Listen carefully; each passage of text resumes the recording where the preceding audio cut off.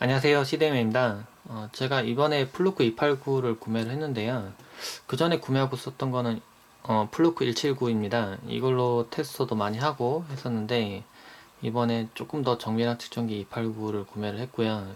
차이를 좀 보려고 지금 두 개를 지금 세웠는데 사진으로 볼 때는 이게 289가 그렇게 커 보이진 않았는데 막상 비교해 보니까 좀 많이 크더라고요. 179도 좀 많이 큰 편이긴 한데요. 그 휴대용 측정기 뭐 좀 더 작은 것도 많이 있으니까 그거와 비교해 보면 좀 많이 크긴 한데 비교해 보면 두께도 좀 차이가 많이 나고요. 네, 무게도 차이가 많이 납니다. 실제 들어보면은 이거는 9볼트짜리 전지 하나만 들어가고요. 안쪽 열어보면은 볼트 열어서 쓸 수 있고, 이거는 한쪽을 풀고 당기면은 이 부분 빠지는데 이 안에 건전지가, 그러니까 6개가 들어갑니다. 건전지가 AA 사이즈의 건전지가 6개가 들어가도록 되어 있고요. 전원을 켜는 방식도 좀 다릅니다. 이거는 왼쪽이 이제 꺼지는 형태인데 이쪽이 오프고요. 올리면 이제 차례대로 켜지는 이렇게 형태입니다. 그리고 숫자가 이렇게 좀 크게 뜨는 형태고요. 왼쪽으로 돌리면은 이제 꺼집니다. 플루크 289 같은 경우에는 전원 버튼 따로 있고요.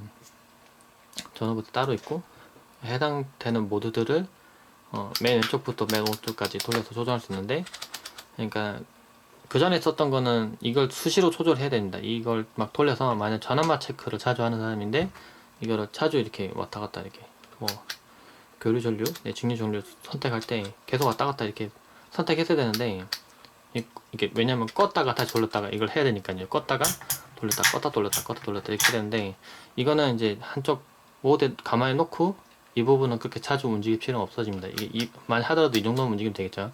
전원 버튼이 따로 있어서 전원만 눌러서 켤 수 있고요. 켜지는데 시간이 약간 좀 걸립니다. 보면 이제 이렇게 그저 뜨고 조금 있다가 부팅이 완료되고 나면 이제 전압이 측정이 됩니다. 돌려서 다른 모드도 변경할 수 있고요. 그래서 만약에 뭐 리드선을 확인했다거나 그럴 때는 이렇게 경고도 뜹니다. 그리고 리드선을 잘못 연결하면 이건 경고음도 들리더라고요. 삑삑삑 거리면서 경고음이 들립니다. 네, 제 경우에는 직류 볼트를 대부분 측정합니다. 이걸로 측정해서 자료를 만드는데요. 파워 스프라이에 전압값을 측정할 때 이걸 쓰려고 구매한 거기 때문에 이렇게 사용합니다. 이거는 이런 식으로 조정해서 돌리고 조정하고요. 이 숫자가 뜨는 사이즈가 조금 다르죠. 근데 정보 값을 출력하는 양은 플루크 289 훨씬 더 많긴 합니다. 실제로 제가 이제 이걸 사용해 볼 텐데요. 리드선을 한번 연결 한번 해보죠. 네. 아래쪽에 전압을 측정할 거기 때문에 오른쪽에 이렇게 연결하고요. 네, 연결을 하고 세워놓겠습니다. 세워놓고 보면 물론 처음에 이게 리드선 봉이고요. 리드 봉이고 이 부분에 이제 그 아구 클립을, 이것도 플루크 제품을 구매했었는데 여기 거는 플루크 제품 보면 비싼 제품 많긴 한데요. 물론 이게 품질이 좀 더 좋긴 합니다. 근데 다 액세서리 하나씩 구매할 때마다 느끼는 거지만 가격이 무척 비쌉니다. 이것도 그냥 전용 가방을 구매하면 가방만 해도 한 5만원 정도 하고요. 케이블도 따로 구매하면 케이블도 비싸고, 앞에 있는 악어 클립만 따로 구매해도 악어 클립도 가격이 꽤 나갑니다. 그냥 좀 작아 보이지만 생각보다 가격이 나간다는 점 알아두시고요. 전 전압을 측정을 해보고 이제 그 결과값 같은 걸 볼 건데, 이제 조금 좀 가까이서 보죠. 화면을 좀 당겨서 보면은, 당겨서 보면은, 플루크 289라고 지금 나오고, 트루 RMS 멀티미터라고 되어 있는데, 여기 메뉴에 들어가 보면, 메뉴 누르면 이 부분에서 선택 가능하고요. 사방향 버튼이 있는데, 이 사방향 버튼을 조정해서 제가 뭐 VDC만 선택하겠다 그러면 여기다 VDC에서 이 버튼 누르면은 이게 선택이 됩니다. 만약에 뭐 메뉴를 변경하고 싶다 그래서 AC와 DC를 같이 측정하도록 하겠다, 만약에 그런 식으로 하면은 여기서 이제 각 모드들이 뜨는데, 그 부분을 만약에 선택을 하면은 해당 부분 이렇게 나눠져서 이렇게 같이 측정하기도 합니다. 그래서 저는 이제 VDC만 측정할 거기 때문에 이런 식으로 바꿔놓고요.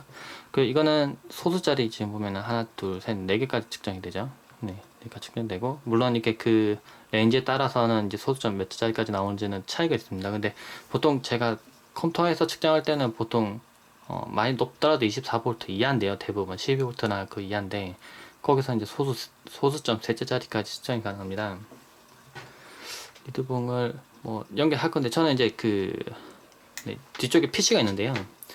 PC가 있는데 PC에서 그 PCI 익스프레스 그래픽 카드에 연결하는 보조 전원 부분에 나와 있는 핀에 시스템은 지금 켜져 있고요. 실제로 켜져 있는데 여기 연결할 겁니다. 근데 이 클립 부분에 리드 봉을 대보면 이게 그만큼 이렇게 빠지죠. 이렇게 가만히 붙잡고 있을 수가 없습니다. 그래서 악어 클립을 이용해서 앞에 핀을 걸었는데 이거는 클립을 제가 잘라서 이게 그냥 뾰족하게 만들었습니다. 이거를 직접 연결해서 측정해 볼 텐데요. 아래쪽 부분 지금 검은색으로 되어 있어서 좀 잘 구분이 안 되는데 아래쪽 부분이 이제 12V고요. 지금 연결하고 네, 연결하고 윗부분에 이제 마이너스 GND인데요. 연결하면은 이제 12.130 이런 식으로 해서 전압이 측정이 됩니다. 그러면 이제 여기서 이제 진가를 볼 수 있는데 이제 그 전에 있던 플루크 179 같은 경우에는 이제 이렇게 식으로 이제 만약에 동일한 상황에서 측정해 보면은 소수점 둘째 자리까지 측정이 됩니다. 둘째 자리까지 이제 12V 올라가면 이제 레인지가 박혀서 둘째 자리까지 측정이 되는데 이거는 셋째 자리까지 측정이 됩니다. 그래서 조금 더 정밀하게 값을 볼 수 있고요. 물론 그 DC 전압의 정밀도도 더 당연히 더 높습니다. 측정 값도 더 높고 그리고 플루크 제품들의 특징이긴 한데요. 잘 고장이 안 납니다. 실제 만약 고장났을 때는 179가 더 수리하기 더 편하다고 합니다. 각각 GPU랑 뭐 파트 부분이 다 나눠져 있어서 그 기술부하고 얘기해 보니까 이게 좀 더 수리는 쉽다고 하더라고요. 근데 고장은 잘 안 나기 때문에 근데 이 89는 고장이 나면 보드 다 바꿔야 됩니다. 근데 고장 나는 경우는 극히 드물고 보통 그렇습니다. 만약에 만약 예를 들면은 어떤 모드에서 만약에 뭐 교류 전류가 들어갔습니다. 근데 그 상황에서 그 값을 측정하는 모드가 아니었는데 억지로 경고음이 들리는데도 많이 연결해버리면 타버립니다. 네, 그렇게 연결 안 돼야 되는 잘못된 상황을 연결해버리면은 문제가 되는 경우 있지만은 정상적인 상황으로 사용하면은 생각보다 잘 안 고장나고 이게 그 노란색으로 이렇게 고무가 입혀져 있는데 뭐 실제 산업용으로 사용하다 보면 떨어뜨린다거나 뭐 발로 밟고 지나갈 수도 있을 거고요. 막 모래도 쌓일 수 있고 뭐 그런 상황에서 막 장갑 끼고 이렇게 만진다고 하더라도 생각보다 잘 안 고장나는 테스터기로 알려진 게 플루크 테스터이기도 합니다. 근데 저는 물론 집에서만 사용할 거기 때문에 거의 잘 안 고장나지 싶지 않을까요? 네, 어쨌든 건전지는 여러 개가 들어가고 건전지 잔량이 나타납니다. 이게 좀 괜찮은 점인데요. 이건 건전지 잔량 같은 건 안 나타나고 이제 다 떨어졌을 때 이제 확인이 가능한데 이거는 이제 건전지가 이제 떨어지는 부분들 보입니다. 근데 제가 보니까 이제 건전지 6개 장착하면 어차피 9V인데 보면은 이제 건전지가 굳이 들어간 이유는 아무래도 이게 정력을 더 많이 쓰는 것 같습니다. 테스터기가 측정할 때 보면 이게 좀 실제 측정할 때 좀 편리한 점이라고 하면은 민값과 맥스값 측정하는 버튼이 있어서 이걸 누르면은 그 전에는 이것도 179도 측정이 가능합니다. 그 민값과 맥스값 뭐 평균값 다 측정이 가능한데 이게 모드를 눌러가면서 민 맥스가 있긴 한데 이 모드 눌러가면서 이게 화면이 작기 때문에 최대값, 최소값, 평균값 이렇게 왔다 갔다 하면서 이렇게 봤어야 됩니다. 차이를 따로 봐야 되는데 플루크 289 같은 경우는 한눈에 다 보입니다. 지금 보면 현재값 그리고 지금 최대값 11.130 해서 이제 더 업데이트가 되면 계속 숫자가 올라갈 거고요. 그 다음에 평균값, 그 다음에 최소값 이렇게 해서 한눈에 지금 다 볼 수 있습니다. 계속 옆에 시간이 지나가고 있기 때문에 지금 얼마만큼의 지금 값을 데이터를 기록하고 이 값이 나타나는지 볼 수가 있고요. 참고로 이렇게 어두운 상황에서 볼 수 있습니다. 백라이트를 켤 수 있기 때문에 눌러서 켜면 밝기는 2단계로 조절해서 켤 수 있습니다. 물론 그 전에 179도 밝기는 있었습니다. 켜놓고 이거는 밝기는 그러네요. 밝기는 안 됐었네요. 있군요. 제가 착각했습니다. 제가 여기 보면은 불은 켤 수가 있습니다. 노란색 불이 이렇게 들어오고요. 노란색 불이 들어오고. 제가 착각이네요. 어쨌든 노란색 불이 들어오고 측정이 가능하고 이거는 약간 이게 보면 백라이트가 이렇게 전체적으로 이렇게 딱 들어옵니다. 그리고 삑삑 소리 나는 게 만약에 뭐 부하를 걸어서 최소값과 최대값 이게 업데이트가 되면은 또 삑삑거립니다. 예를 들면 동영상을 하나 재생 한번 해보죠. 뭔가 재생을 해보겠습니다. 재생하면은 또 삑삑삑삑 거릴지도 모릅니다. 부하를 막 걸어보면은 지금 다 부하 걸렸나 보네요. 지금 보니까 더 삑삑거리진 않죠. 또 한 삑삑거리네요. 지금 보면 11.117까지 지금 전압이 제일 낮은 값은 떨어졌고요. 그 다음 높은 값 높아졌고. 근데 만약에 이 핀을 걸 때 이 상태로 모드를 해놓은 상태로 만약 핀을 뺐다 꽂았다 하면은 너무 낮은 값이 측정될 수 있습니다. 그때는 리스타트를 하면은, 다시 시작을 하면은 다시 또 갱신해서 처음부터 다시 그 값을 측정합니다. 예. 근데 이게 다는 아니고요. 이렇게 측정하는 거면은 이제 이게 다는 아니고, 이거는 그래프를 그릴 수가 있는데, 예를 들면 여기 세이브라고 있습니다. 세이브를 해보면, 네, 여기서 나와있겠죠. 나오고, 여기서 세이브를 해보면은 레코드라고 해서 기록하는 게 있습니다. 기록하는 모드가 있는데요. 기록을 들어가 보면 이게 그 간격을 조정한다거나 몇 시간 동안 측정한다거나 그런 부분 조정할 수 있는 부분이 있는데, 인터벌을 조정할 수 있습니다. 저는 1초마다 조정하도록 해놨는데요. 그렇게 해서 지금 보면 메모리도 용량이 크기 때문에 생각보다는 꽤 많이 저장이 될 겁니다. 1초마다 계속 데이터를 기록하도록 1초, 2, 3, 4 이렇게 자꾸 올라갈 때마다 계속 그 값들을 측정합니다. 더 짧은 간격으로 측정하려면은 물론 이런 테스터기로 측정하면 안 되고 다른 걸로 해야겠죠. 근데 이제 이거는 이제 좀 조금 넓은 값으로 해서 데이터를 볼 수 있습니다. 대신에 이제 그 부하를 줬을 때 얼마만큼 떨어졌거나 얼마만큼 높아졌거나 그런 거는 간이 그래프를 그릴 수 있는데, 실제로 한번 해보죠. 지금 시작을 했고요. 그럼 이제 보면 지금 인터벌 샘플 해가지고 이렇게 숫자가 하나씩 올라갑니다. 이 상태로 만약에 제가 부하를 걸어보면, 예를 들면은 지금 게임을 한번 실행을 해보겠습니다. 그러면 숫자가 왔다 갔다 할 겁니다. 네, 게임을 실행 한번 해보면, 네, 소리를 좀 꺼놓고요. 게임을 실행시키면은 이 숫자가 막 왔다 갔다 좀 올라갔다가 떨어졌다가 올라갔다 떨어졌다 이러죠. 근데 이 값들이 계속 기록이 되고 있습니다. 지금 계속 순간적으로 좀 많이 떨어졌죠. 순간적으로 이렇게 거의 12V에 근접할 정도로 좀 훅 떨어졌었는데, 네, 지금 떨어지고 있죠. 부하가 걸려서 아마, 그러니까 PCI 익스프레스, 네, 그래픽 카드, 네, 에 보조 전원 부분 제가 연결했기 때문에 이 부분에 실제로 이 같은 라인에 지금 그래픽 카드 지금 1070의 그래픽 카드 연결되어 있습니다. 그러니까 그래픽 카드가 전원을 많이 당겨가면서 전압이 만약 하강이 생기면 이 부분이 이렇게 그대로 찍히겠죠. 이 부분은 그대로 제가 볼 수 있는 겁니다. 그러면 이제 기록돼서 좀 떨어지고, 또 어느 순간 제가 뭐 이게 여기서 측정 안 되겠지만 어느 순간 또 올라갔다가 떨어지는 경우도 생길 수 있겠죠. 그리고 이 상태로 만약 또 게임을 종료해 보면 다시 또 복구를 하죠. 이 값들 다 기록이 되고 있을 겁니다. 그러면 제가 만약에 여기서 스탑을 하고요. 그럼 이 데이터 기록들은 세이브를 해서 저장도 할 수 있고요. 근데 트렌드라고 해가지고 지금 그래프를 그릴 수 있는 모드가 있습니다. 이거 눌러보면은 이 아까 있었던 그 부분들이 이렇게 계속 같은 시간에 이렇게 넘겨보면은 1초마다 계속 보면 옆에 또 전압이 바뀌죠. 옆에 또 초 자꾸 지나가고요. 11.80. 근데 보기에 그렇게 크게 바뀐 것 같지 않죠. 이렇게 너무 일정한데, 이거 그 배율을 조절하는 부분이 있습니다. 제가 배율을 올려보면 2배, 3배, 4배, 5배, 6배, 7배까지 조정이 가능한데, 조정을 해보면 이제 그 값의 변화가 좀 보입니다. 네, 보면은 물론 왼쪽에 있는 수치도 같이 봐야겠죠. 얘도 봐야 되는데, 지금 제일 높았던 부분 11.090, 네, 제일 낮은 건 11.088인가요? 네, 088. 이런 식으로 해서 좀 올랐다가 떨어졌다, 올랐다 떨어졌다, 또 떨어졌다가 올랐다가, 이런 부분들이 이렇게 이 내용 부분에 보입니다. 물론 이게 크게 변동했다고 해서 무조건 나쁘다고 볼 수 있는 게 아니라 옆에 있는 숫자도 같이 봐야겠죠. 실제 변동폭을 봐야 됩니다. 근데 만약에 예를 들면은 뭐 11.40V에서 뭐 마이너스 40V까지 왔다 갔다 한다면 그때는 전압차가 진짜 많이 큰 거죠. 그럴 때는 이제 파워 서플라이에서 그 전압적인 특성이 좀 안 좋다고 볼 수 있는 거고요. 근데 지금 이거 봤을 때는 변화폭이 그렇게 크진 않습니다. 0.01 정도, 많이 높아져 봤자 0.01 정도인데, 이 정도면 상당히 훌륭한 겁니다. 그리고 여기서 볼 때 이제 소수점 셋째 자리까지 나오고, 아래쪽에도 보면 실제 데이터 값이 이렇게 그 시간과 관련해서 그대로 나타납니다. 제가 넘겨서 보면은 레코딩 된 데이터를 계속 불러서 이렇게 볼 수가 있고요. 여기서 또 순간적으로 이렇게 12.13까지 올랐죠. 네, 여기서 그러니까 게임 하고 있는 도중에는 이 전압이 뚝 떨어졌다가 11.09까지 떨어졌다가 11.13으로 다시 복귀해서 탁 올라간 부분들 보입니다.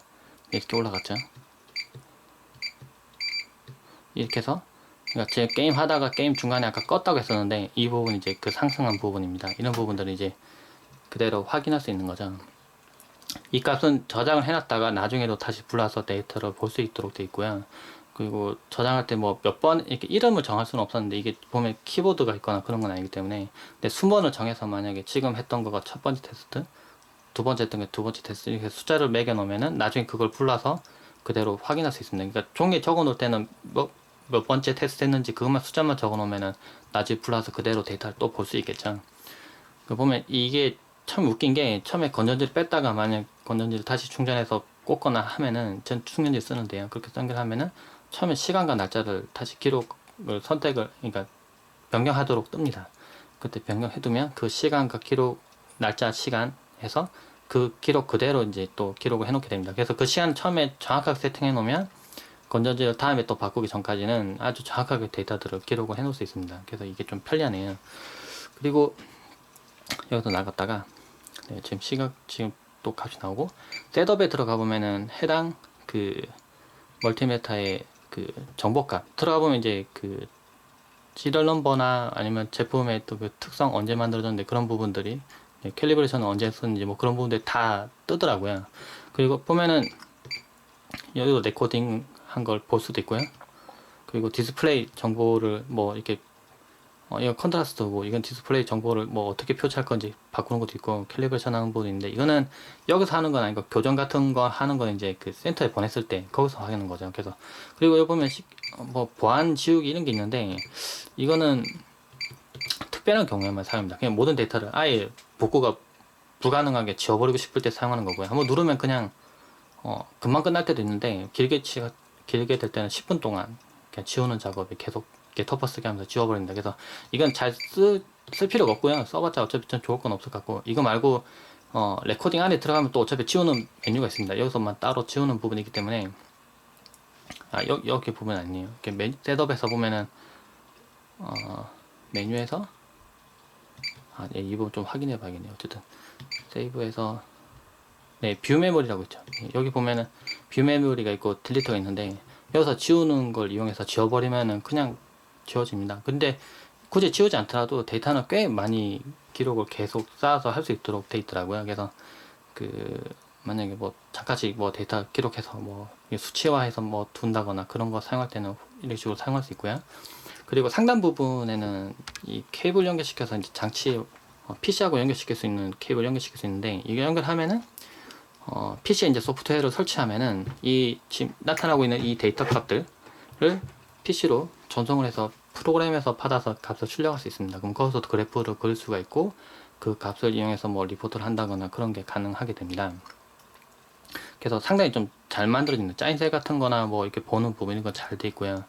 그리고 이제 그 화면 같은 부분이 지금 이렇게 전자익전처럼 이렇게 보이는데, 이게 어떻게 보면 이렇게 깜빡깜빡해서 빨리 겹쳐서 보일 때는 글자가 좀 잘 안 보일 수 있습니다. 근데 이게 컬러 액정으로 보이는 부분도 있거든요. 근데 컬러 액정을 찍을 때 그것도 장단점은 있습니다. 이렇게 화면으로 찍을 때 오히려 반사가 돼서 이게 그 스마트폰 화면 보는 것처럼 오히려 잘 안 찍힐 때도 있고요. 밝게 조정해야지만 잘 보이기 때문에 좀 눈부시게 찍히는 경우 있더라고요. 근데 오히려 제가 눈으로 보기에는 이게 좀 더 눈은 좀 편하고요. 그리고 이제 처음에 이게 앞에 보호 필름이 이렇게 입혀져 있는데 좀 지저분하게 붙어 있습니다. 조금은. 근데 이걸 좀 벗기고 그 스마트폰 보호 필름을 이렇게 적당히 사이즈로 맞춰서 잘라서 붙였는데, 이렇게 붙이니까 깔끔하게 이렇게 없는 것처럼 깨끗하게 잘 보이네요. 물론 이렇게 백라이트 켜면은 훨씬 더 잘 보이고요. 이렇게 옆에서 비스듬하게 봐도, 예, 생각보다 잘 보입니다. 이 정도는 잘 보이고요. 물론 너무 옆으로 돌리면은 숫자가 조금 흐미하게 보이긴 하죠. 네, 밑에서 위로도 생각보다 잘 보이고, 네, 위에서 밑으로 하면 조금 약간 좀 반전돼서 보이긴 하네요. 네, 그래서 물론 정면에서 봤을 때는 잘 보입니다. 예전에 그 플루크, 네, 적외선 온도계 봤을 때 이제 위에서 밑으로 봤을 때 이렇게 앞부분이 좀 두꺼워서, 그게 이제 그 방진 방습 때문에 좀 두꺼워져서 위에서 아래로 봤을 때 좀 잘 안 보이는 게 있었는데, 얘는 이제 그래도 화면 두께가 그 앞쪽 부분의 글래스랑 뒤쪽의 실제 화면이랑 그렇게 엄청 두껍지는 않습니다. 그래서 어느 정도 각도에서는 좀 잘 보이는 편이고요. 그리고 그 실수로 켜놨을 때 일정 시간 지난 다음에 자동 꺼진다거나, 아니면은 계속 레코딩 하고 있는 도중에도 중간에 화면이 꺼져서 절전한다거나 그런 부분들, 네, 상당히 잘 돼 있는 부분은 잘 돼 있었습니다. 그래서 실제 제가 이제 테스트 할 때는 이제 이런 테스트를 많이 하는데, 이런 용도로 사용하기는 상당히 훌륭하네요. 네, 그리고 각도 아주 정확하게 잘 나오는 편이고요. 네, 플루크 289에 대해서 제가 실제 어떻게 뭐 사용하는지 한번 살펴봤습니다.